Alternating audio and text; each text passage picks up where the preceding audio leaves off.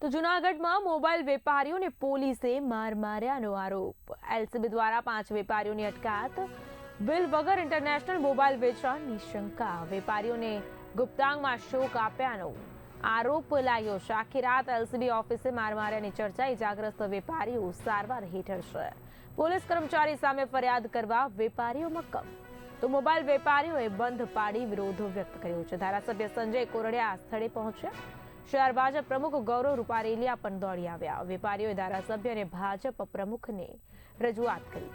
જવાબદાર પોલીસ કર્મીઓ સામે કાર્યવાહી કરવાની માંગ। 2 દિવસમાં યોગ્ય કાર્યવાહીનું આશ્વાસન અપાયું છે। મંગળવાર સુધી પગલાં નહીં લેવાય તો આંદોલનની ચેતવણી આપવામાં આવી છે।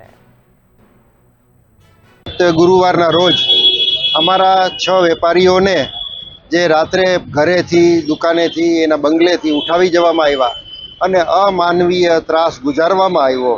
આ અંગે અમે ગતરોજ એસપી શ્રી વડોદરા સાહેબને ખૂબ જ આક્રોશપૂર્વક રજૂઆત કરી હતી, જેમણે જે કોઈ આમાં જવાબદાર હોય એને સામે મંગળવાર સુધીમાં કસૂરવાર જે હોય તેને આકરા પગલાં ભરવાની ખાતરી આપી છે।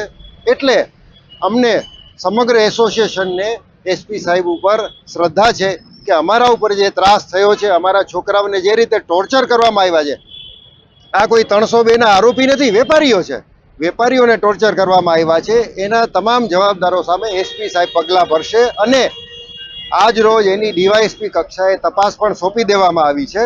એટલે અમે મંગળવાર સુધી રાહ જોવાના છીએ। અમને એમના કમિટમેન્ટ ઉપર શ્રદ્ધા છે। આ જે આજે તમે બંધ જોઈ રહ્યા છો એ અમે સ્વેચ્છાએ આના વિરોધમાં, આના સ્વયં આક્રોશમાં અમે સ્વેચ્છાએ બંધ રાખ્યું છે, પણ અમે મંગળવાર સુધી આના એસપી સાહેબના નિર્ણયની અને દંડાત્મક જે પગલાં ભરાય એની રાહ જોવાના છીએ। ત્યાં સુધી અમે બધાય પોતપોતાના ધંધા રોજગાર આજે જે બંધ રાખ્યા છે અમે યથાવત રહીશું। મંગળવારે એસપી સાહેબ જે કરશે નહીં, દુકાન બંધ નહીં રહે, ખાલી આજનો દિવસ આ લોકોને આક્રોશ છે, સ્વેચ્છાએ વિરોધ છે એટલે સ્વેચ્છાએ બંધ રાખી છે।